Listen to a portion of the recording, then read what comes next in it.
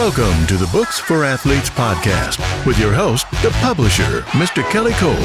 Mr. Cole, a former athlete and best-selling author himself, has set out to take you behind the scenes of some of sports' forgotten heroes. He sits down with former professional athletes, college athletes, and sports coaches as they share stories of triumph, defeat, dedication, and perseverance. Here's Kelly. What's up, everybody? It's the publisher here, Mr. Kelly Cole, back with another episode of the Books for Athletes podcast. Today, I got a very special guest and a first-timer for the Books for Athletes podcast.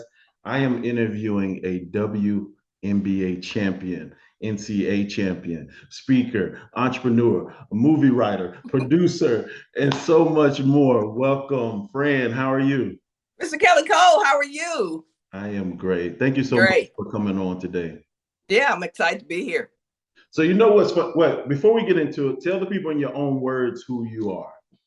Well, as y'all can see, I'm repping the orange, I'm repping the WNBA, all of that. So that's what's at the forefront of my life right now is the WNBA playoff starts tonight. I am an author, speaker, former ESPN announcer, former HGTV host. I've had a full life. Let me tell you this. If leaving it all on the court in life and sports were a person, I'm that girl. I'm that chick. I'm leaving it all on the court. I'm leaving no stone unturned with my gifts. If God gave it to me, I got to use it. So my life has been about sports for most of it. I started my career with Procter & Gamble, quickly realized that I was a terrible employee. I was great at my job, but didn't like working for other people. So I started my own company. That was over 20 years ago, rocking and rolling since then. I'm a commercial real estate developer. I'm opening my first sports facility near Dallas in 2023. I launched my own sports drink on Shark Tank about a year ago. Like I said, if leaving it all on the court was a person, I would be that person. So that's kind of me. That's good. That's a great way to sum it up too. So where does that come from? Leaving it all on the court. What is that attitude? What is that passion? Where does that come from? You know what, Kelly? Some people think it's just about, that's just your personality. But the truth of the matter is that my mom died when I was 16, unexpectedly, wasn't ill, dropped me off at the airport for an exchange student trip and died the next day. Within 24 hours, gone.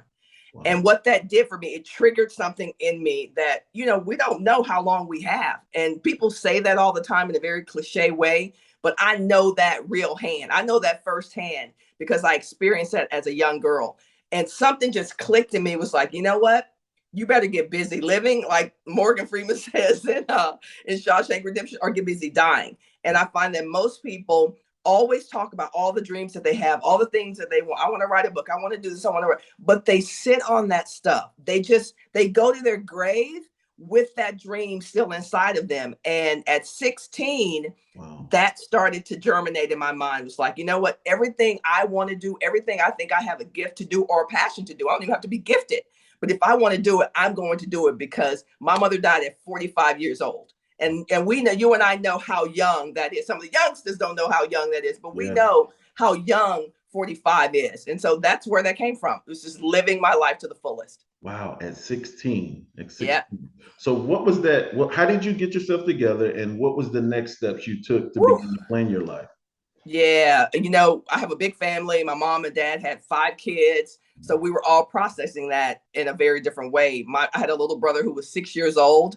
And I always tell people when I'm speaking, at corporations and inspirational things that I became a teenage mother. And people go, I didn't know that. And I'm like, well, it's not in the traditional sense. Yeah. But in any case, I became a teenage mother at 16 because I assumed that role in my brother's life. And so it was very difficult. The next year I was going to college. I was struggling I'd always been a great student. I was struggling with concentration. I was struggling with depression. I was struggling with where do I fit in the world without my mother? And nobody in my family talked about therapy because, we don't do that. We don't talk about counseling. We're going to pull ourselves up and just, again, my mother was always a straight shooter. Like, if you need some help, you need some help. And so in college as a freshman, I got into therapy. Because it was apparent to me that God puts people in our lives to help us get to that next level. God didn't expect me to sit there and just pray about being depressed and what I was going through and my grief. God expected me to go get some help, girl. Like, you went and got a basketball coach, go get some help. And that's what I did. And that changed my life. It changed my life because it allowed me a space where I could talk about the betrayal that I felt from God. To talk about the betrayal that I felt from my mother. And those aren't things people typically say, but those were the words that I had as a 17-year-old in college at a predominantly white institution, and just going through a whole bunch of stuff. But it was therapy and counseling and the support of my family that really pulled us all through that. That's good. Yeah, you hit on something that's, like you said, we don't talk about therapy. We don't talk about counsel. We don't talk about none of that. I go to see my therapist Thursday. I need Jesus and the therapist. And it has been a great thing, because especially as an African-American male, we definitely don't do therapy. We don't talk to people. We keep our emotions in. So that was good. So how did sports help you transition and help you with that as well? Yeah, I didn't start playing basketball until I was a sophomore in high school. So I was a late bloomer from that standpoint. But it gave me that outlet. It gave me that outlet to go out there and just get laser focused on something. I could go to the gym when I was feeling, depressed, or when I was feeling unhappy or whatever, and just gym, complete silence, nobody in there but the sound of the basketball and my thoughts. At that time, youngsters, we didn't have like these little earbuds, and then we could have the music on our phone that was sitting somewhere else. We had to have these contraptions hooked to our belt buckle. Let's get real about what it was like trying to shoot and do that. So a lot of times you'd have the music playing through speakers, and then it was just working. It's just working out. And it was that church. It was church. Yeah. Basketball, sports became church. It was that sacred space where you could go in there. Nobody's bugging you. You could pound the ball, and get out all that frustration. And when you leave, you've also gotten those endorphins because you sweat. All of those things are healthy, and all those things are necessary when you are attempting to get through something that's mental and physical and spiritual. We talked about leaving it all on the court. What is something that basketball has taught you about life?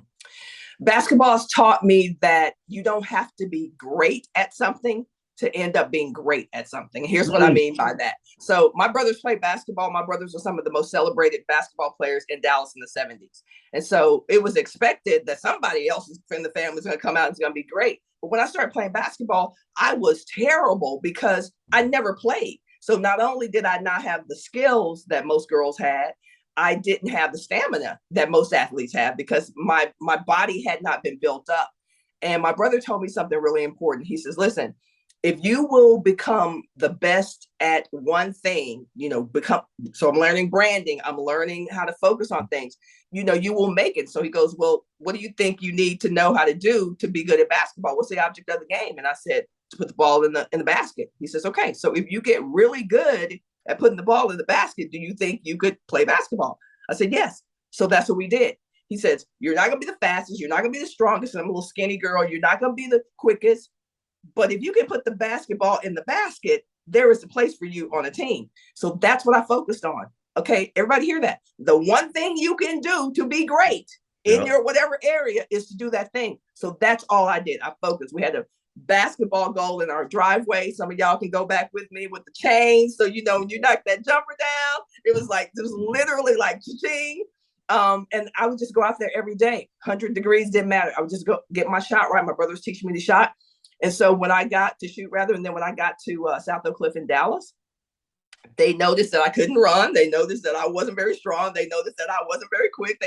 But they also know that I could shoot the hell out of the ball. So that's what it taught me was you can master something. If you can master something that is in demand, you can be successful. That's good. That was a huge business lesson in that too. Yes. On that one thing. So talk about that. I don't want them to miss that point.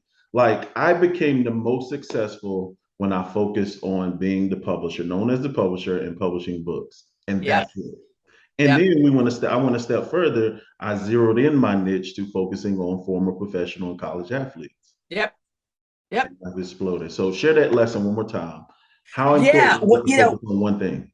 A lot of people are afraid to focus on it. And I get it, especially, just to be candid, I'm multi-talented, but I had to start with the focus. So when I wrote a book called About My Sister's Business. It was the first book written in the entrepreneurship space for Black women. My book is amazing. It was published in 1996. That book is for everybody. But if that book had been published for everybody, it probably would have sold to nobody. So I had to focus on, okay, where do I have mastery? Where do I have credibility? Where do I have an audience? And it was with women who looked like me. I was in my 20s when I wrote that book. Major publisher published that book. Simon & Schuster published that book. Oh. But it was successful because it was a Black woman writing about Black women. I wrote about what I did. I left Procter & Gamble to start my own company. I had credibility, but I focused on that. And that was what I focused on for like 5 years. And then I branched out, of course, to Black folks and started doing my Black Millionaire Summit. But part of that success came because I was willing to go, okay, let's choose a lane. Doesn't mean you have to stay in that forever, but let's choose a lane and let's have some mastery and credibility in that lane. That's good. And that's actually where I found you at. I was searching for Black millionaires on YouTube, and your Black Millionaire Summit came up. And I remember watching the whole video, and that's how I started following you on social media and things. Very cool. But so how did you get introduced to digital marketing? Internet marketing is what we called it back then.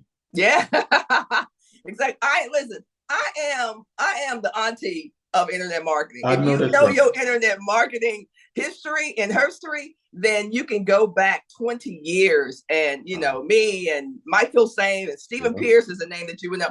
Yeah, like literally, we hosted a millionaires event retreat at Stephen and Alicia. They were married at the time, Alicia Little at the time, at their place in near Dallas, which is where I lived. And we hosted like 50 of the top marketers in the country. Like literally, you're talking about Russell Bronson when he had a little Opie face. Yep. I wish I'm going to find that picture and I'm going to blast it all over the internet. But yeah, so I was doing internet marketing before it started being called digital marketing in 1998. That was my first website online. I did 50K that year. That was when you had to jimmy everything together to make it work, right? You didn't have a ClickFunnels. You didn't have a Kartra. You didn't have a Kajabi. So, digital marketing has always been a part of my plan, and I've moved very underground with it now because it's like everybody's a guru or whatever. And I'm just like, nothing has really changed except for the tools. The tools and the people have changed, but the way you make money online remains the same. Solve a problem, put the solution in front of people, go stand in traffic. That's it. Go stand in traffic and in front of the right audience, and you'll make sales. Back in the day, I remember when I could put up a video on YouTube, go to sleep and wake up to sales. Yeah. That was the best time ever. Most people that was the best. And Russell Brunson gave me my first affiliate check. Wow, that is cool. $350 for this digital product or something he was promoting. Yeah. But yeah, those were the good old days. Okay. So transition, you got into digital marketing. And you wrote your book. Wait, first, how did you get your first book deal? Because I get that question a lot. How do you get a traditional book deal?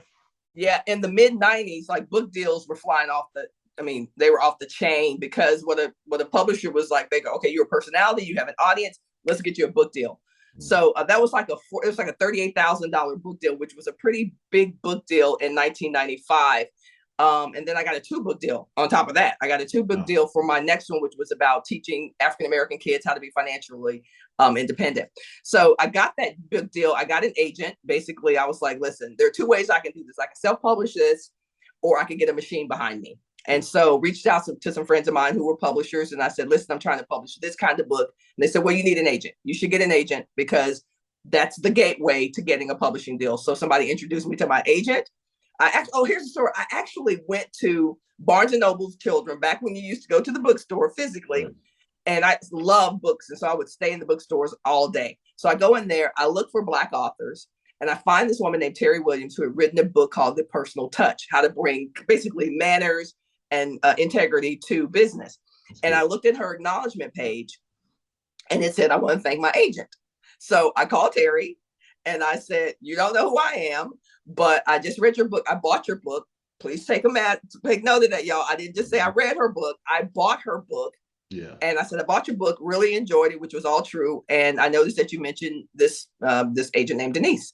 And I was wondering if you wouldn't mind telling me if you think she's a great, agent, someone I can reach out to. She said, absolutely. And as a matter of fact, I will introduce you.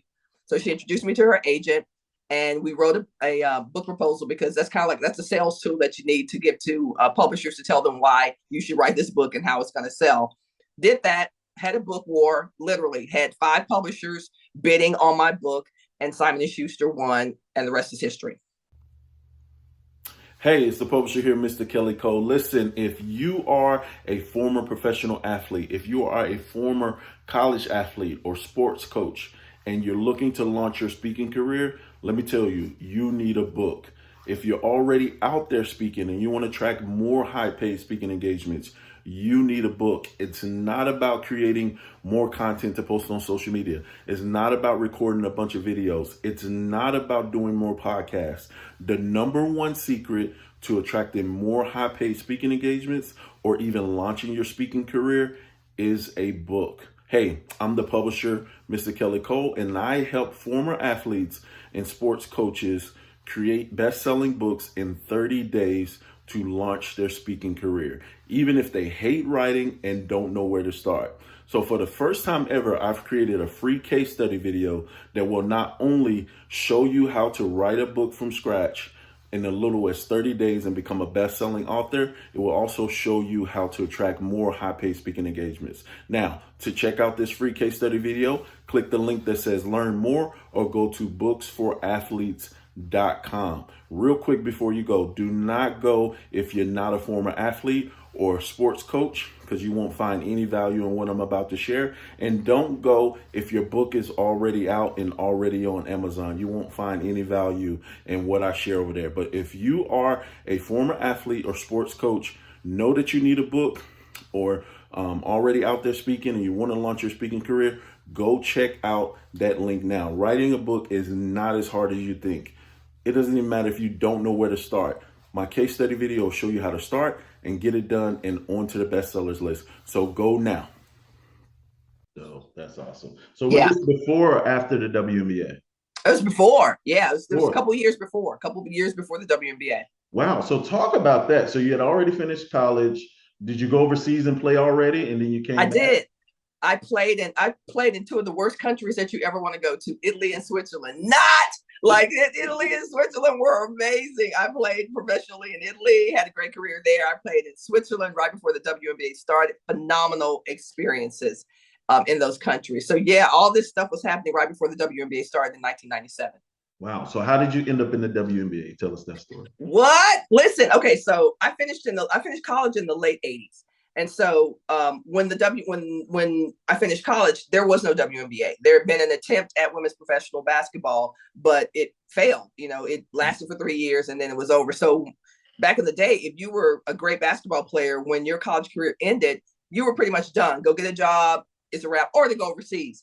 And at the time, I didn't really want to do that. So I went overseas 1 year and I was like, I'm going to grad school. And so that's what I did. So the WNBA, that was in 1988, 89. And then the WNBA started was starting to talk about having this league in 96.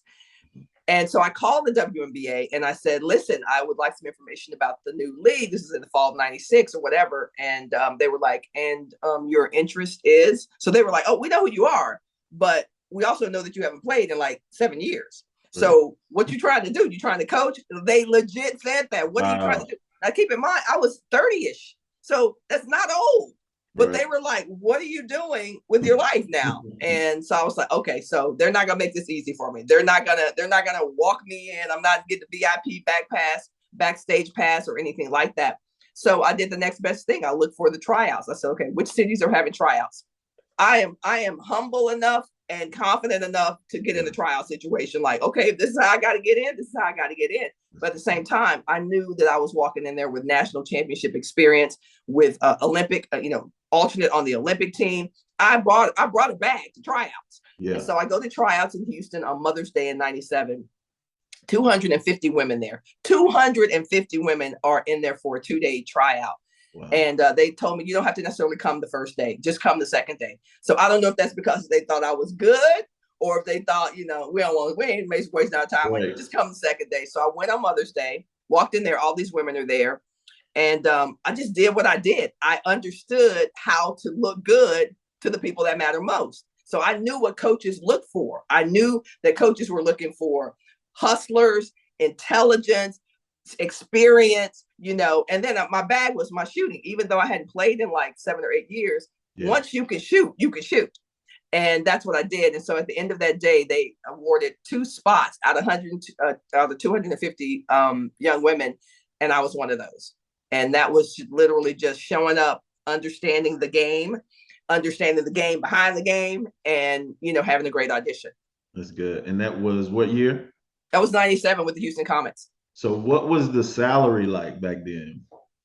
Wait a minute. I sent one of my current WNBA friends a screenshot, because I'm also producing a movie about professional women's basketball. I sent her a screenshot of the letter I got from the WNBA confirming my salary in the WNBA in year 1. Kelly, what do you think it was?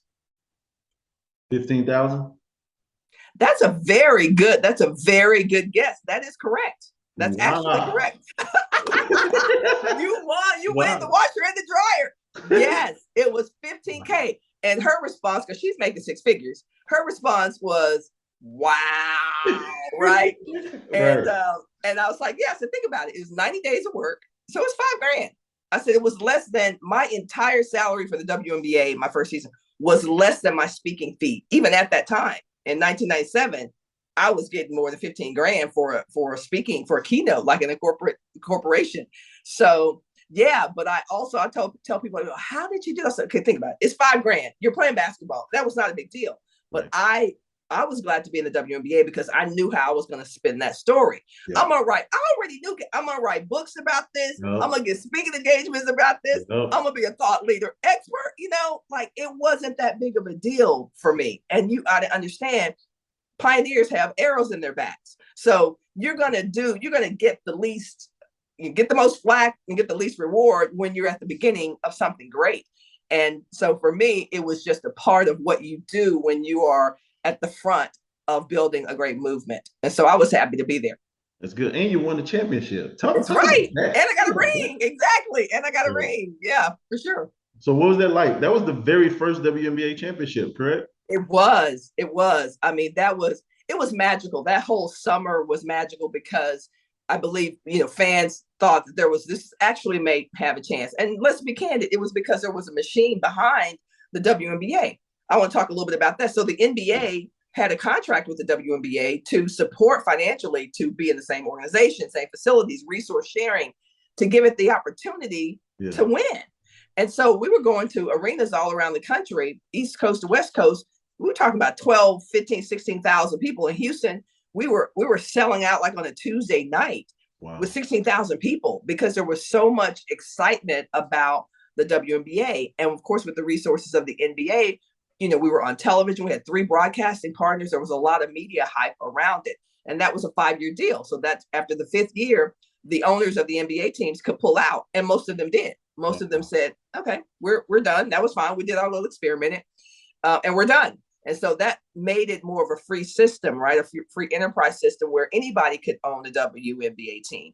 And that comes with pluses and that comes with minuses. But that first year, it was really amazing to be there and to see all of that excitement and to see people who have been waiting for this. And honestly, to see people in the stands who really helped build it, who their time had passed and they were getting to enjoy some of the fruits of their labor by watching us play.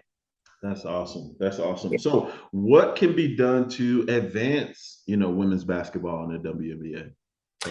Well, interestingly enough, last year was the 25th year. I think it was last year, maybe the year before. Yeah, 21. Yeah, was the 25th anniversary, making the WNBA the longest running women's professional league in the history of all of the world, as they say on the Titanic. So what can be done? And I shared this because I was a part of that committee of, what do we need to do? To your question was, how do we grow this thing? What do we need to do? And one of the things that I shared with the commissioner was we need for the stories of WNBA players to be mainstream. We need, it's not just a women's sport. They're athletes, but we see Bron producing movies. We see them in commercials. We see them whatever.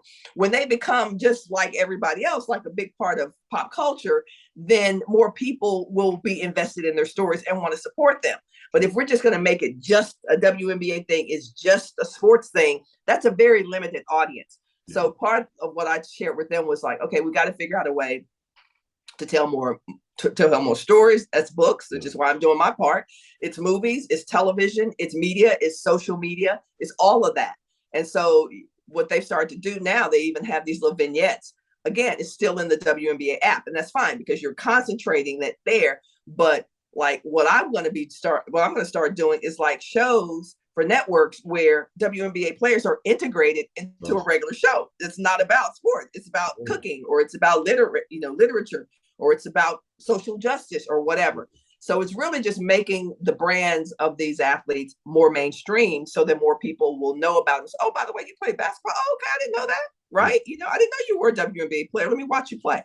Yo, what up? It's your girl, JC. And listen, I have to send a special shout out to my guy, Mr. Kelly Cole, and the entire team at Publishing Advantage Group and Books for Athletes. They took so great care of me to the point that I know I'm the pickiest person. This book was supposed to have been finished last summer. However, there were some details that I needed to make sure that the book had because my audience needed it. And, when it comes down to feeding and serving the people, especially as a former athlete and telling your story, you cannot be selfish with the material and give it away. And they worked with me from the time of my thought process to the time of conception, all the way down to now, top 20 hot release best-selling author on Amazon in 24 hours. Listen, if you're an athlete, you have a story to tell, and you don't know how to put it in book form just yet, don't worry, you're not alone, okay? Hit my guy, Mr. Kelly Cole, and tell him what you're trying to do, and I promise you he gonna get you right, all right? And of course, check me out on Amazon after the season. Shout out to the Books for Athletes family. That's dope. I mean, and that's real because I fell in love with T. Coop on TikTok. I didn't even know she played ball, but just her being on TikTok and her interaction, and then like following the journey of her love story too. Like her and her guy met in college, and he's in the NFL and she's in the WNBA. So I think you hit it on the head. We can talk about so much. I do want to tap into Shark Tank though. What's going on with the drink? I see it in the back there. What's going on with that? Yeah. So what we learned the first year of, by the way, like you need to do a whole show on failure. And when I say failure, I don't mean failure because for me, it's not failure. It's like what could go wrong as entrepreneurs and CEOs. How are you handling what could go wrong? Because to launch a business, we didn't know, obviously there was a pandemic coming because nobody would have done what they did. But to launch a business literally at the height of a pandemic was like roller skating on sleet. I mean, it was with glasses on, with sunglasses and blindfolds on. I mean, it was absolutely nuts.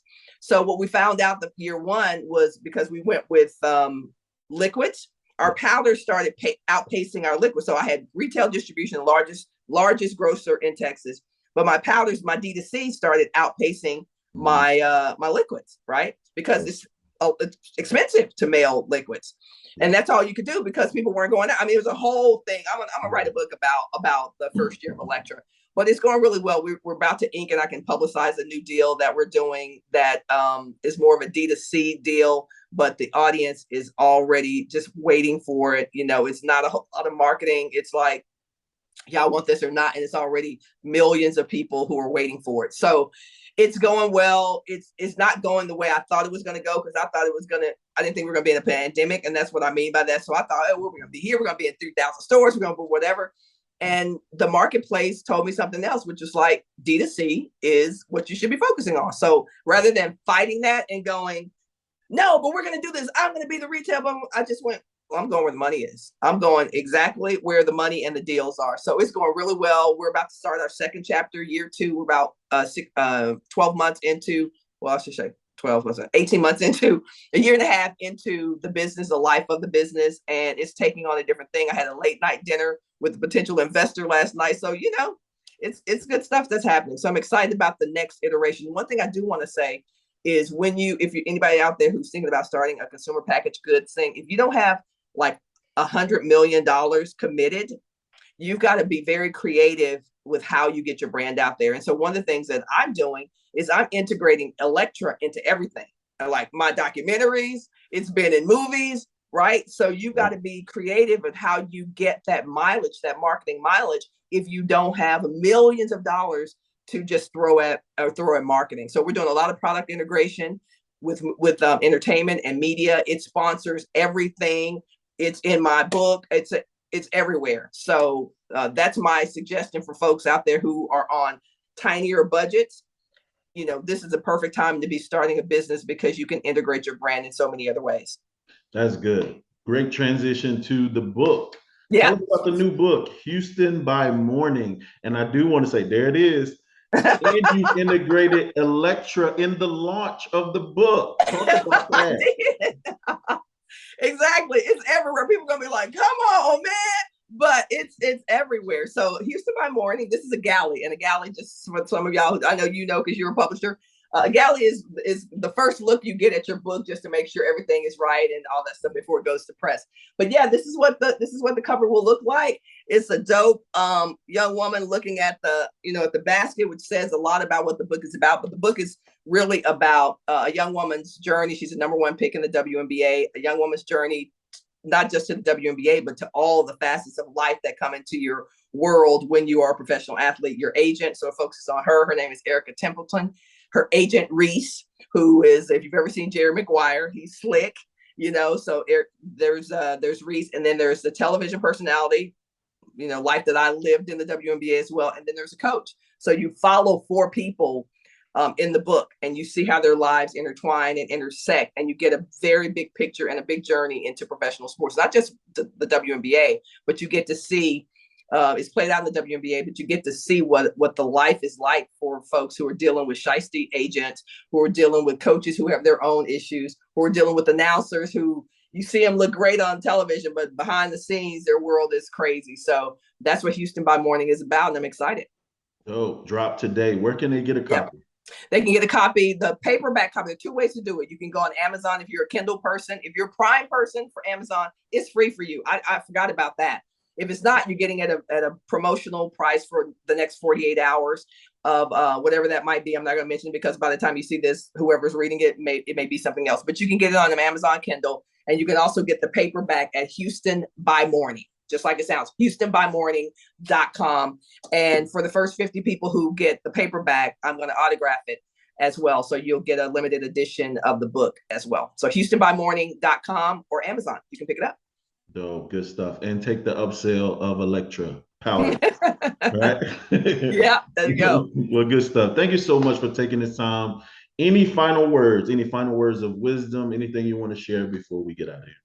Since we're talking about books, and because your book's got, I know we're always telling people, you got to write a book, but you really do. You really have to write a book.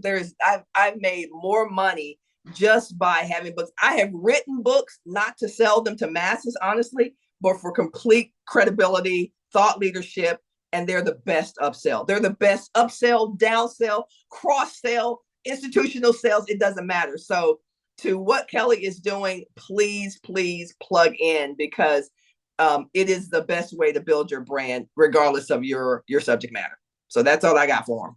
That's good. One more question. You did make me remember another question I had. How can they use their book to get into the corporate speaking engagements or get more speaking engagements? What? Listen, I'm just gonna leave this to y'all. I'm gonna give y'all. And don't tell Marquell. I owe Marquell a LinkedIn course, by the way. I owe Marquell a link to my LinkedIn course. Yeah. Shout out to Marquell Russell. Dude's doing great work. But one of the things that I did on LinkedIn and I continue to do is that I will find hot topics where I have books, and I will email, let's say, for instance, I wrote a book called Bully Proof My Company, and it's really about bullying in the workplace. Wow. I mailed 5 HR directors about my book and got thousands of orders. Literally, I just said, I know it's a tough workplace. We're dealing with blah, blah, blah, blah, blah. I've written a book that's blah, blah, blah, blah, blah. If you want to listen, if you want to a review copy of it, I'm happy to send it to you next week. 5 out of 10 of those people said, send it to me. 4 out of 5 of those people actually bought. Massive. Okay. Wow. So what does that have to do with corporate speaking? Well, of course, if they're going to buy 1,000 books, they want to bring in the person who actually introduced them to this topic. And so that's one strategy that I continue to use that's got me speaking engagements. Because once people hold that book in their hands, there's just something about it. They're like, oh, well, this person must be an expert at this. This person must have experience at this. We need to bring them in. And so that's how I like to leverage. Again, I don't write books a lot, except for like my novel, Houston by Mourning, which I want to be in everybody's hands. But when I write nonfiction stuff, it is written with the purpose of getting massive millions of dollars through corporations and bookings, and that's why I write it. I don't write it for it to be a bestseller on Amazon. In fact, I'm going to do something called an unbestseller. I don't care about that, because I write it for the impact of getting into companies. People book me all the time, literally just because they read my book. That's dope. Can't close Yep. it out no better than that. Great. All right. One more thing though. Tell people where they can follow you, get more information, and follow you online like I do. Yeah, so franharris.com is the website. That's the best place to start. It has connections and tenants to all the stuff that I do. If you want to follow me on social, you might run into some different characters because I'm just, again, I got the gift, I got to use it. So you can follow me on Instagram with Franergy. I do some characters on there. If you're looking strictly for business expertise, then on Instagram, I'm Fran Harris U, like university, Fran Harris U. So, thank you so much, Fran, for doing this. I really appreciate it. Appreciate it, Kelly. All right. Thank you. Have a great day. Bye-bye. You too. Thank you so much for checking out this episode of the Books for Athletes podcast. Make sure you're liking, subscribing, and leaving us reviews. And be sure, if you're interested and you want to get your book done, make sure you check out our free case study video at www.booksforathletes.com. Also, if you'd like for me to come to speak to your students or you're having an event and you need a speaker, I would love to be a part of it. Just shoot me an email at booksforathletes.com. Until then, we'll see you on the next episode.